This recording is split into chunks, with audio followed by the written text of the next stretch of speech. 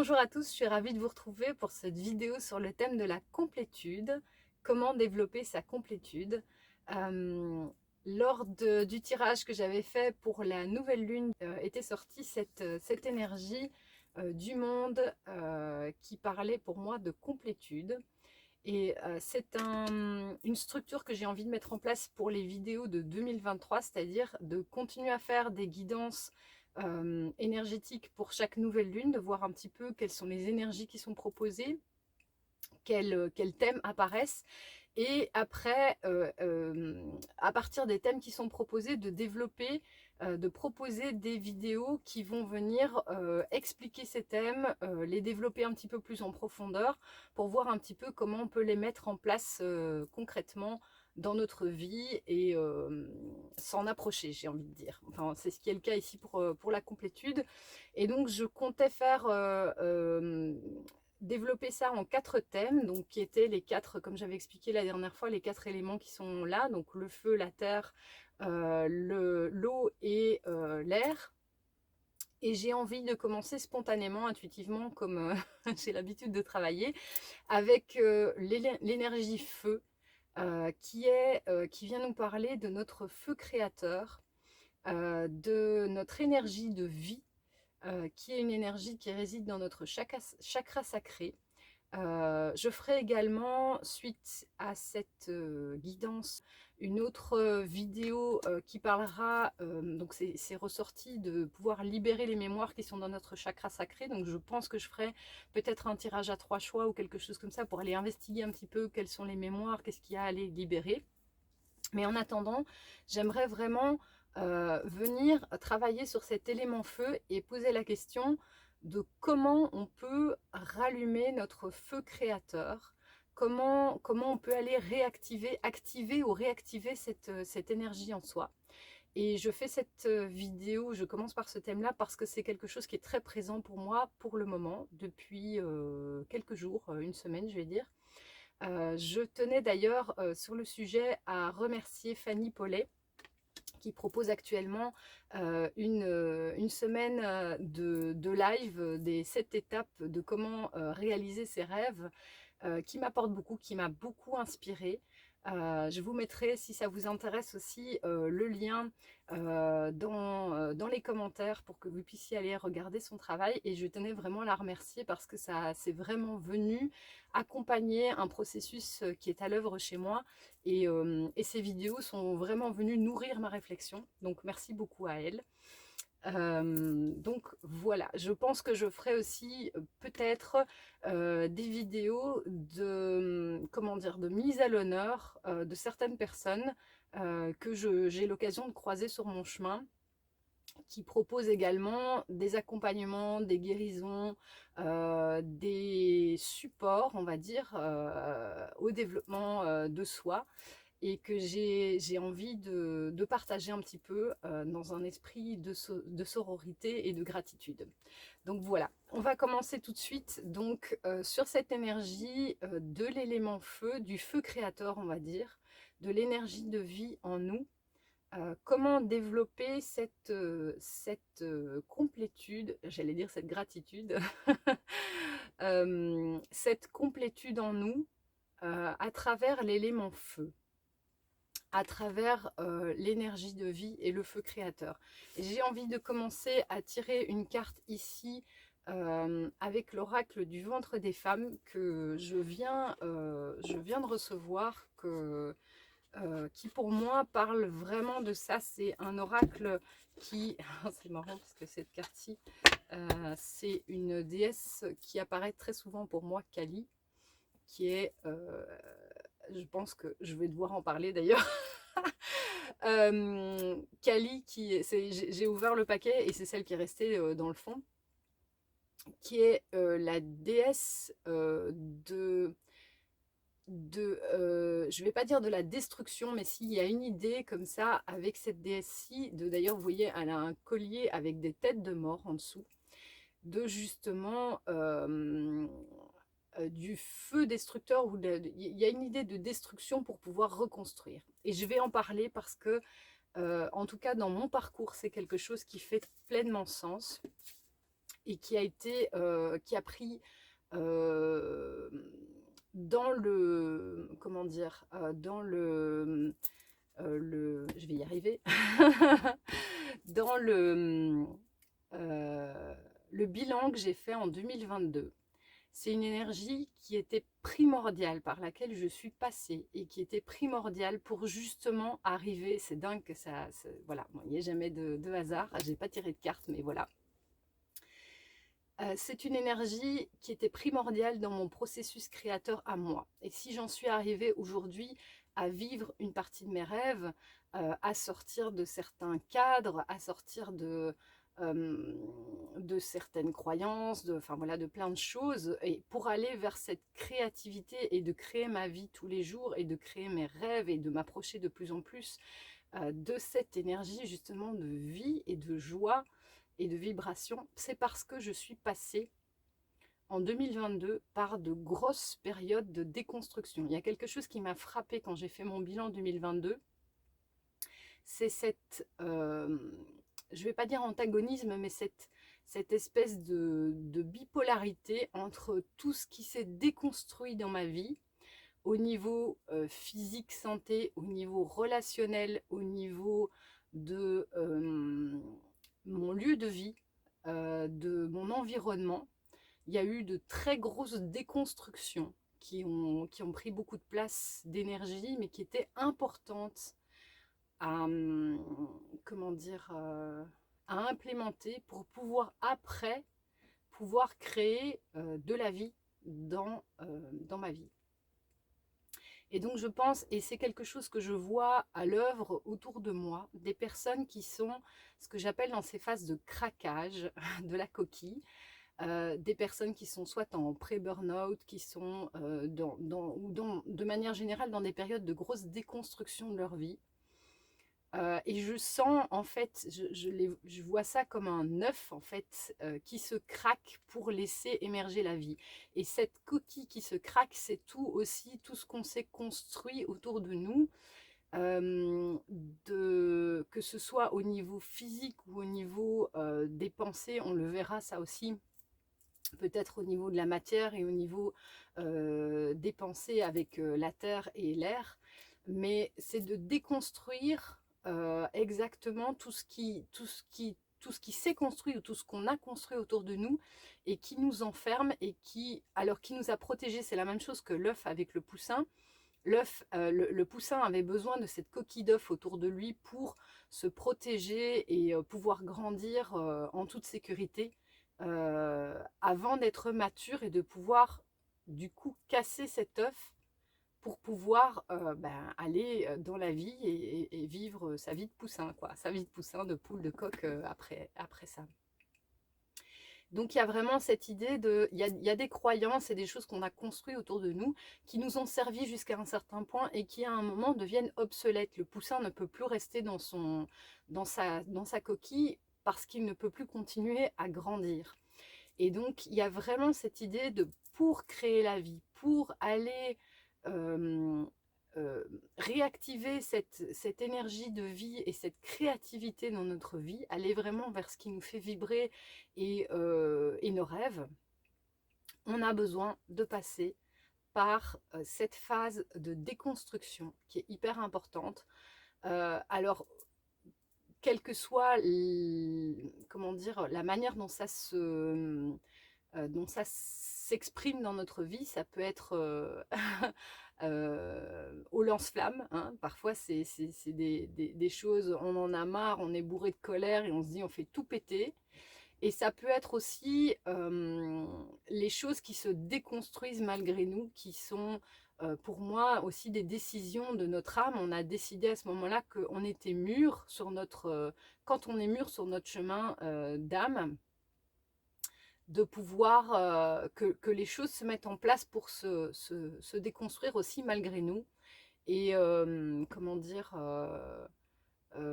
tout ce qu'on a à faire dans ces moments-là, parce que ça peut être des moments très difficiles à vivre parfois et qui sont stressants, qui font peur, mais c'est important à ce moment-là de s'asseoir et de trouver sa sécurité intérieure Et je dis toujours, c'est un petit peu comme quand on est en plein milieu d'une tempête, d'une tornade. C'est pas à ce moment-là qu'on sort de chez soi pour aller mettre des plaques pour protéger les fenêtres ou se dire, ok, il y a des tuiles qui s'envolent, je vais aller les rechercher. Non, on se protège à ce moment-là, on revient en soi, et c'est quand la tempête et la tornade est passée qu'on regarde qu'est-ce qui est sauvable ou pas, qu'est-ce qui reste encore autour de nous, qu'est-ce qu'on peut garder et qu'est-ce qui est parti et dont on doit juste faire le deuil, en fait. C'est cette énergie-là dans la création, et ça me fait penser aussi à ce qu'on avait échangé dans le cercle avec Fanny, qui parle aussi du chaos, de notre chaos. Alors ça peut être dans le processus créateur, ce chaos au départ du processus créateur qui est là, où les idées fusent dans tous les sens, c'est un peu flou, ça part un petit peu et dans tous les sens. Mais c'est aussi le chaos. Il y a quelque chose que j'aimais beaucoup dans la série The Witcher, si vous connaissez, où quand Yennefer apprend la magie, où on parle du chaos, justement, à maîtriser son chaos intérieur. Et pour moi, ça fait le lien aussi entre notre ombre et notre lumière et tout le travail qu'on a à faire. Il ne faut pas aller être magicien pour être dans ce processus-là. Je pense que c'est un processus qui touche tout le monde, de pouvoir d'abord conscientiser notre chaos et aller le regarder, nos tornades intérieures, notre tempête intérieure, et aller accueillir ce chaos en nous, le laisser faire son œuvre parfois aussi, et pouvoir, quand je parle de maîtriser son chaos, c'est pas avec le mental. La maîtrise du chaos, c'est vraiment de se dire, aller regarder toute la puissance de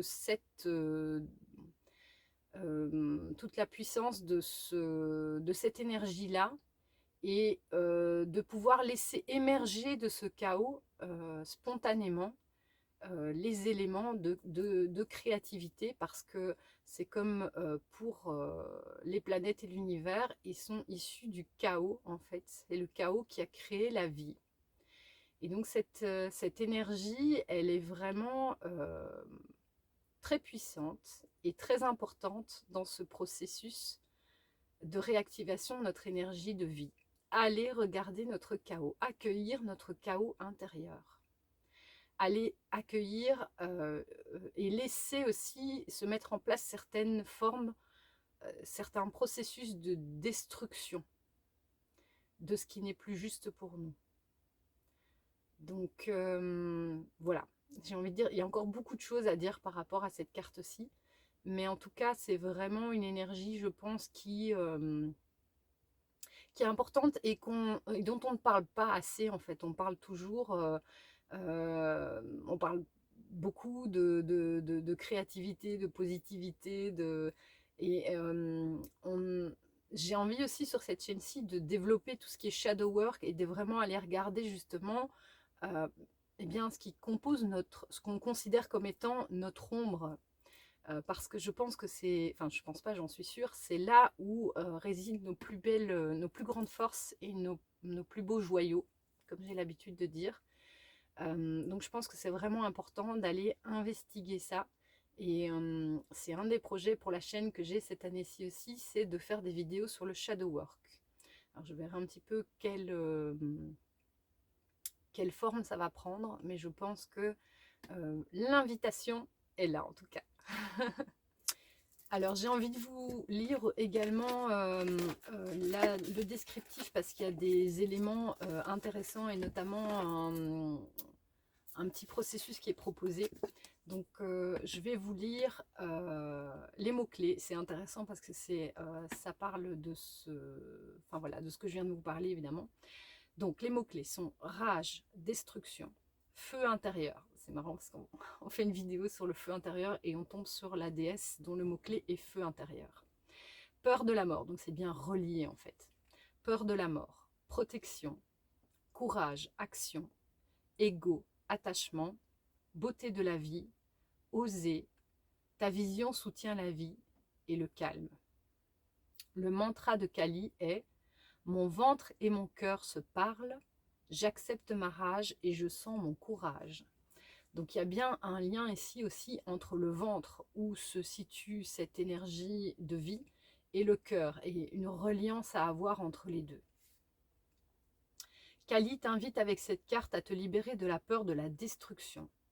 En faisant face simultanément à la beauté de la vie et à la réalité de la mort, en comprenant que l'un ne peut exister sans l'autre, Kali tranche les liens terrestres et matériels auxquels l'ego cherche en vain à se raccrocher. C'est quand nous lâchons notre attitude égotique que la mer peut danser dans nos cœurs. La déesse permet aussi l'acceptation du négatif en nous. C'est ce que je parlais tout à l'heure, donc par rapport aux ombres aussi. Tout comme elle ingurgite les démons, nous pouvons ressentir notre colère et nous en servir à bon escient pour la transformer sans créer de tremblement de terre. Alors, il y a quelques questions qui sont posées aussi par rapport à cette déesse. Et toi, qu'est-ce qui t'encombre aujourd'hui? À quoi as-tu besoin de t'accrocher si fort? Cette question-là est intéressante aussi. Acceptes-tu de ressentir ta colère pleinement et d'en faire le carburant de ce qui est important pour toi?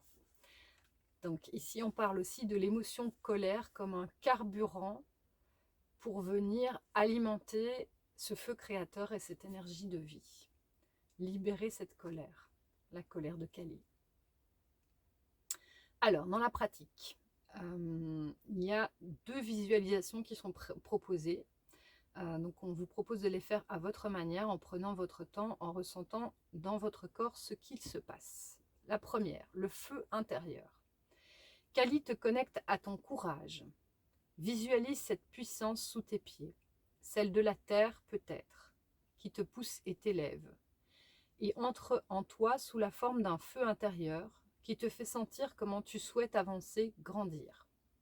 Ce courage qui te donne la force de briser tes coquilles. C'est juste dingue.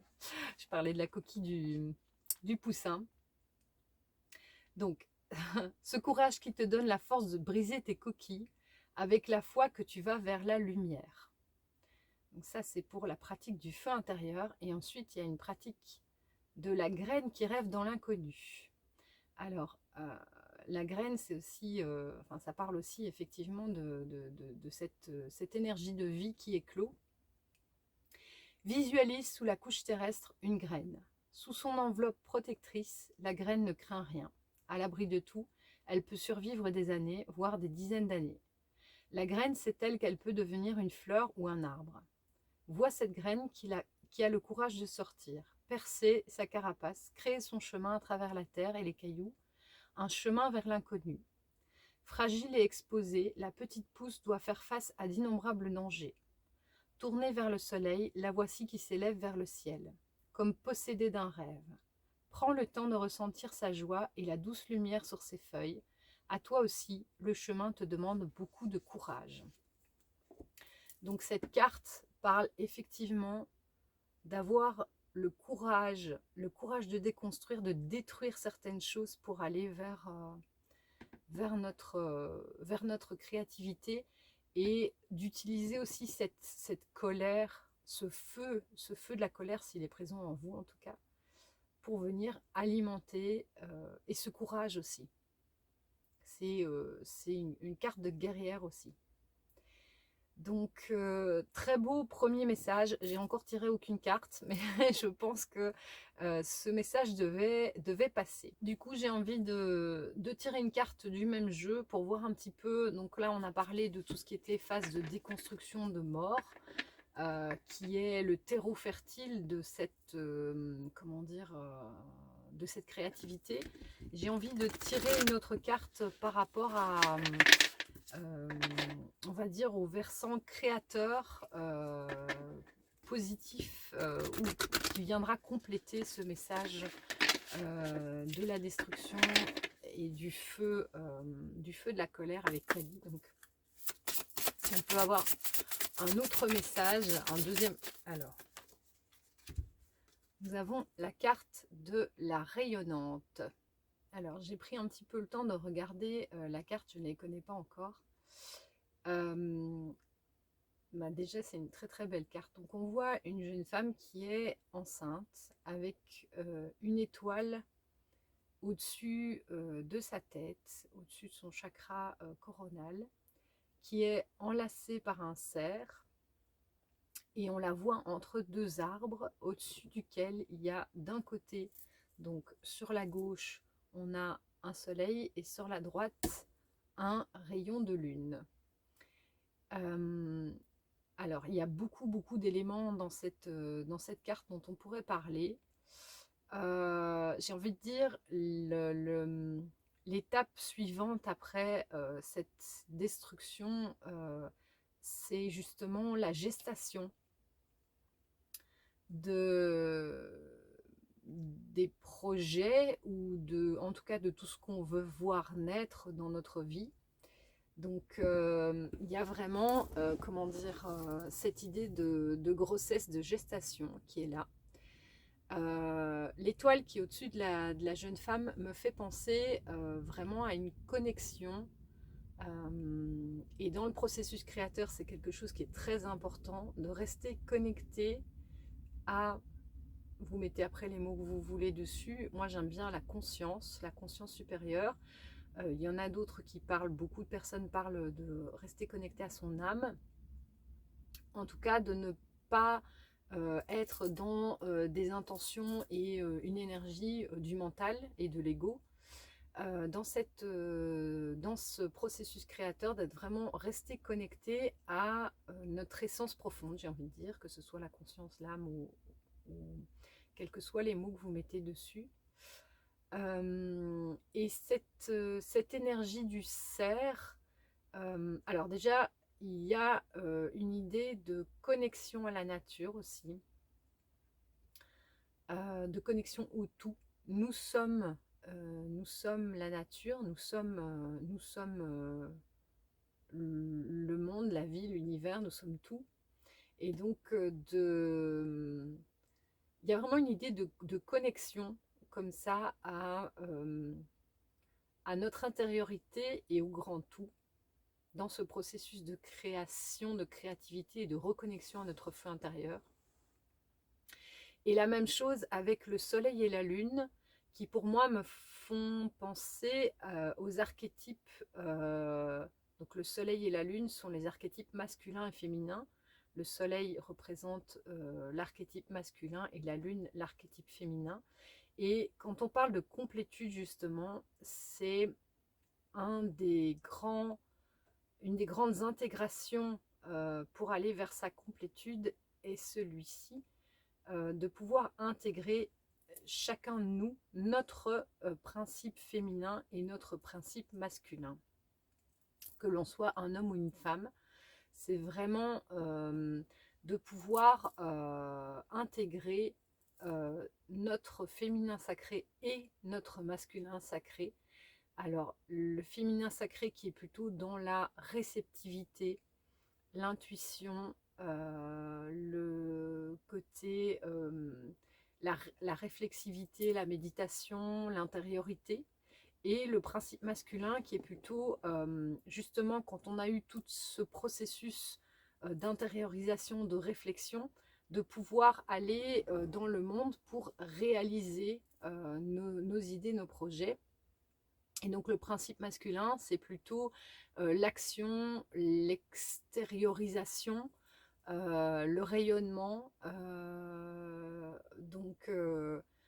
et le principe d'action complémentaire à ce principe de réceptivité. Donc ce qui me vient intuitivement en regardant cette carte, et le titre de la carte, c'est La Rayonnante, qui parle justement de ce rayonnement. Alors, il y a le rayonnement lunaire et le rayonnement solaire. On peut rayonner dans ces deux aspects de manière très différente, dans ces deux polarités qui nous habitent. Donc, je vais vous lire les mots-clés qui sont liés à cette carte de la rayonnante. Paix intérieure, lumière, illumination, épanouissement, divinité incarnée, monde céleste, relation saine, offrir et recevoir, rayonner, polarité et séparation. Le mantra de la carte: J'accueille ma lumière et j'éclaire le monde. C'est très très beau. Alors, la femme de cette carte est rayonnante. Sur sa peau, miroitent tant les rayons éclatants du soleil que la blancheur diaphane de la lune et des étoiles. Elle est la femme lumière. Elle semble éclairée de toutes parts, mais c'est uniquement parce qu'elle ressent la paix en elle et qu'elle peut refléter tant de lumière. Il n'y a pas de « et », pardon. Chaque chose luit sur elle, et de sa lumière, elle éclaire en retour. Même sous les feux des projecteurs, la seule lumière vient de l'intérieur. La paix luit en son corps, et depuis son cœur illumine le monde.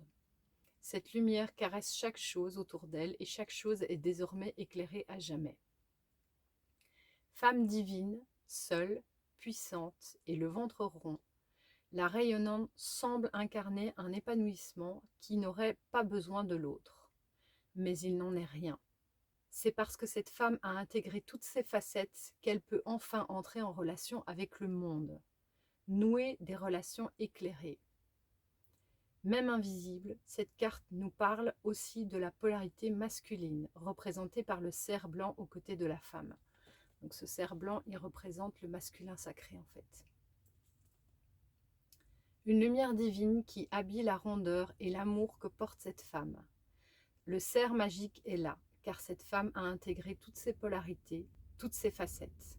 Désormais emplie de sagesse, elle voit au dehors ce qu'elle a été capable de voir au dedans. Son monde est transformé. Elle sent l'amour circuler en elle et autour d'elle. Le paragraphe qui suit est aussi très intéressant. Quand tu cherches la lumière autour de toi, tu te perds. Et ça, c'est un message qui revient aussi beaucoup. Quand on cherche les solutions, la lumière ou quoi que ce soit à l'extérieur, on se perd. Le monde est aveuglant, brille parfois de mille feux, mais c'est ta lumière que tu cherches. Regarde dans ton cœur, elle est là pour que tu la découvres. Arrête de te couvrir les yeux, assombris par la peur qui déforme tout. L'illumination n'est pas une transformation, c'est la reconnaissance de la lumière en soi. Et quand on parle de la carte de complétude, de comment développer sa complétude, je pense que là, on a une sacrée clé qui est donnée. Je répète, l'illumination n'est pas une transformation, c'est la reconnaissance de la lumière en soi. Waouh, c'est super beau. Il y a rien à transformer, il n'y a rien à changer en nous. Tout est parfait, le tout c'est de se reconnecter à cette lumière en nous, à ces polarités, à tout ce qui nous compose et à notre identité profonde. La complétude, elle est là. Et on avait ça avec la carte de Kali juste avant. Ça passe aussi par l'exploration de nos peurs, de nos colères, de notre ombre, de tout ce qu'on considère, tout ce qui nous fait peur à l'intérieur de nous, toutes nos ombres. Donc c'est ça en fait, l'illumination, la complétude, c'est aimer et mettre de la lumière sur tout ce qui nous compose, absolument tout ce qui nous compose. C'est une acceptation totale dans l'amour de ce qui est, de ce que nous sommes. C'est un très beau message.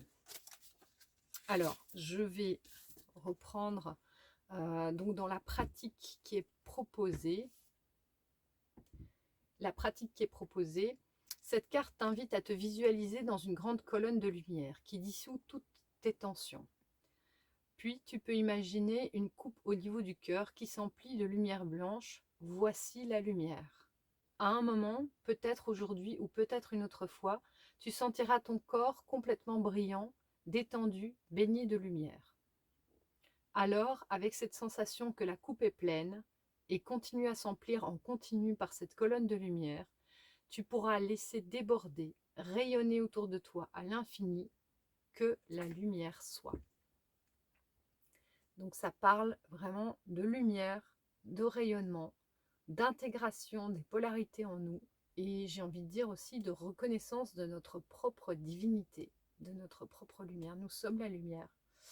Et donc quand on parle de comment se reconnecter à notre feu intérieur, c'est ça, se reconnecter à notre lumière qui est toujours là, qui est parfois masquée, comme la lune peut parfois être masquée ou le soleil.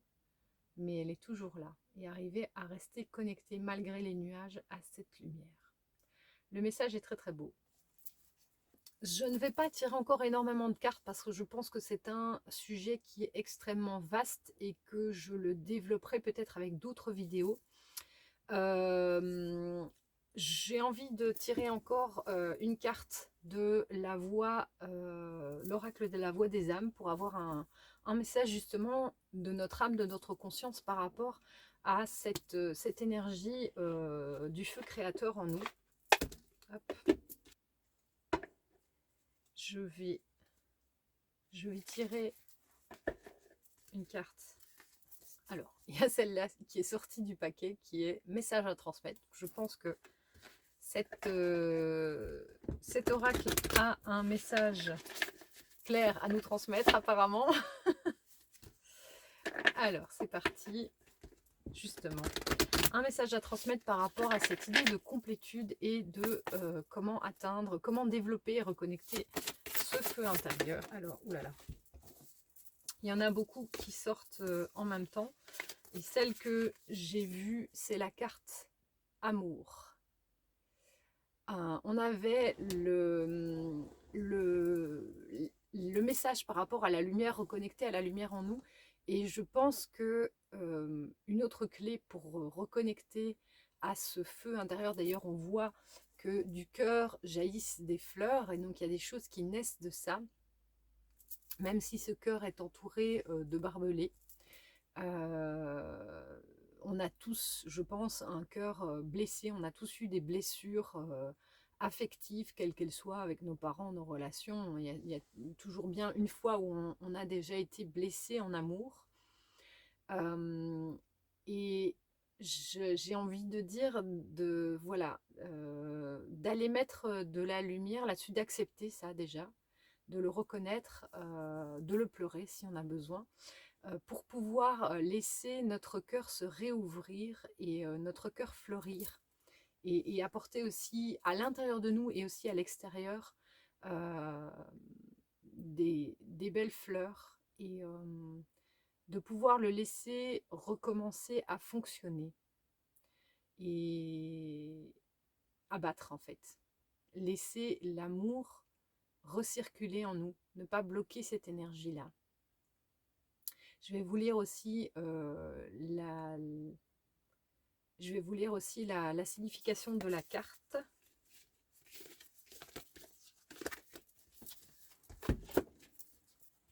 Et en dos de deck, j'ai de nouveaux messages à transmettre. Ça tape au portillon. Apparemment, c'est... Alors, la carte amour. Je vous lis la signification. Alors, il y a 3 messages dans cet oracle. Je vais vous lire les 2 premiers en tout cas. Donc, le premier, c'est le message de ton âme. Aujourd'hui, je n'ai qu'un seul message pour toi, mais qui est très important. Aime-toi. Ne cherche pas l'amour chez les autres. On revient toujours à la même chose. Ne pas chercher à l'extérieur, revenir à l'intérieur et se donner cet amour. Ne cherche pas l'amour chez les autres. Ne cherche pas un miroir pour te regarder. Tu crées une certaine forme de dépendance affective et tu fuis ton propre amour. Prends conscience que c'est en t'aimant que tu peux créer des relations et des situations saines dans ta vie extérieure. Ton âme est merveilleuse, mais en étant incarnée, tu es imparfaite. Imparfait. Comme toutes les personnes qui t'entourent. Tu as eu des expériences que tu considères comme des erreurs.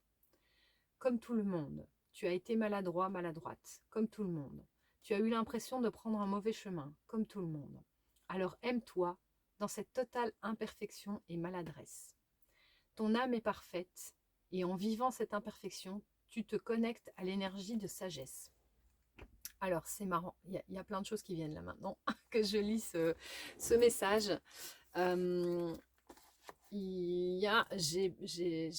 J'ai vécu une journée de cercle de femmes par rapport à la sagesse des 13 mères. Donc c'était la première lunaison qui parlait de celle qui parle à toutes ces relations, et où ce message est revenu avec une grande puissance chez moi, d'accepter toutes ces blessures affectives, d'accepter l'imperfection de notre humanité et de l'humanité des autres, de l'humanité de manière générale. L'imperfection humaine, nous sommes dans un monde qui ne connaît pas l'amour inconditionnel et où on est principalement dans de l'amour conditionné, d'accepter justement cette part-là, cet aspect-là de l'humanité qui ne sait pas aimer, pour pouvoir se libérer justement de ces épines, de se libérer de ces blessures et pardonner. Donc vraiment, il y a une invitation très très grande au pardon à l'imperfection et au pardon aux personnes qui nous ont blessés, comme dit dans la Bible, aux personnes qui nous ont offensés, pour retourner dans l'amour de soi et dans l'ouverture du cœur, et pour laisser fleurir vraiment ces fleurs en nous et autour de nous.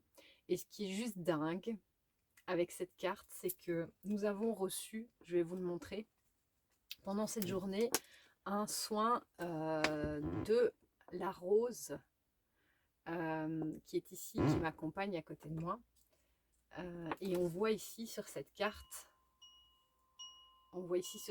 les épines et la fleur qui fleurit. De voilà, trouver un moyen de se reconnecter à cet amour de soi, de trouver un moyen de pleurer ses blessures, de trouver un moyen de pardonner aux autres et de faire la paix avec ses blessures pour retourner dans l'ouverture du cœur.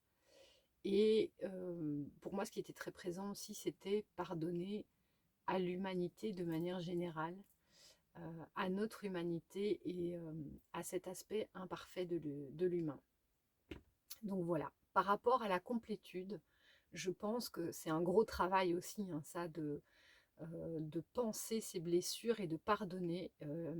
Ça pourrait également faire l'objet d'une autre vidéo de comment pouvoir accéder à cette énergie du pardon et comment pouvoir guérir de nos blessures.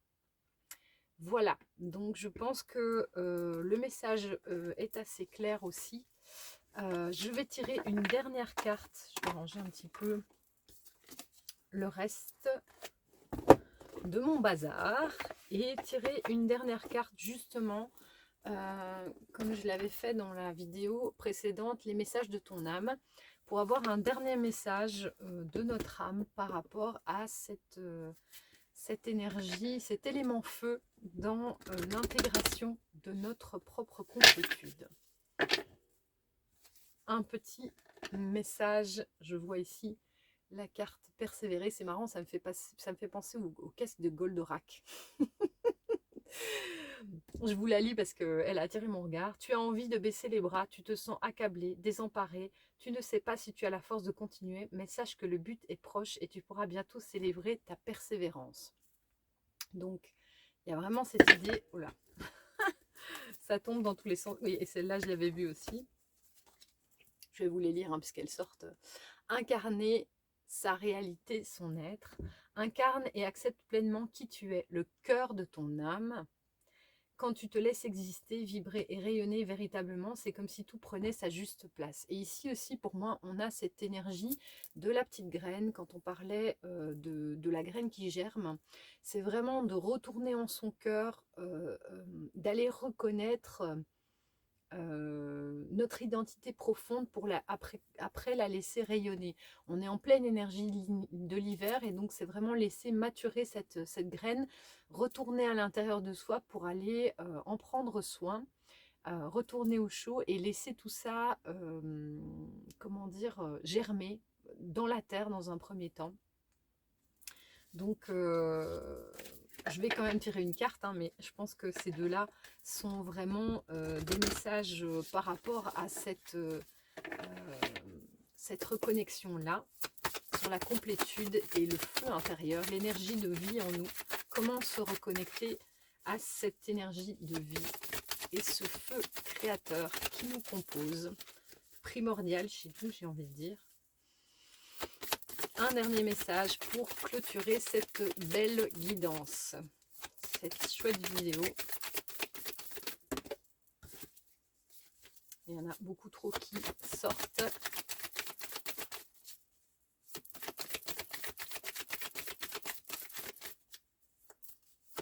Eh bien, est-ce que on a déjà reçu les messages qu'on devait recevoir peut-être?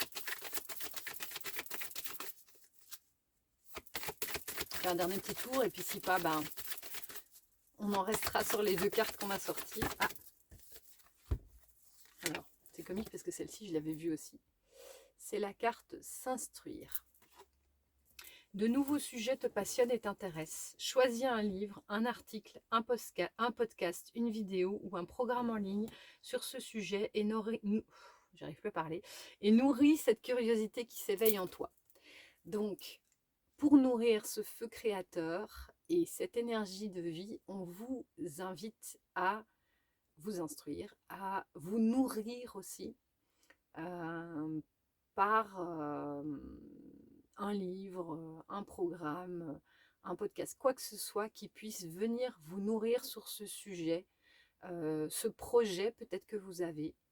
De ne pas hésiter à venir nourrir ce feu. On voit cette étincelle ici venir, et ce sont les livres sur lesquels le feu brûle, et donc c'est vraiment venir donner du bois à ce feu en fait, venir nourrir, quelle que soit la façon dont qui vous semble juste pour vous, de venir apporter du bois à votre feu intérieur. Alors, je reprends un petit peu les cartes qui sont sorties. Je vais y arriver. Donc, on avait cette carte qui parlait de la complétude, où on est ici sur l'élément feu du lion, qui était sorti pour la nouvelle lune.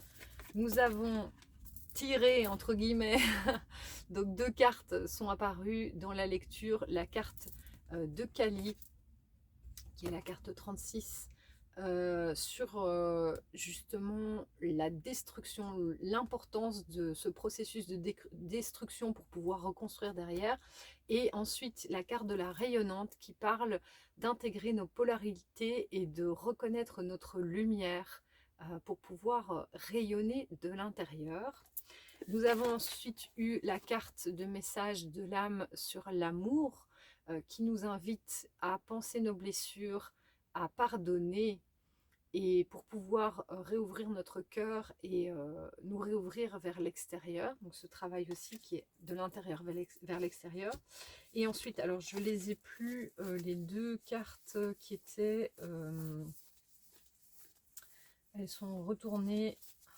Oui, il y avait la carte persévérer, voilà, elle est ici. On avait la carte persévérer pour certaines personnes peut-être qui sont dans une énergie de, comment dire, d'être un petit peu, comment dire,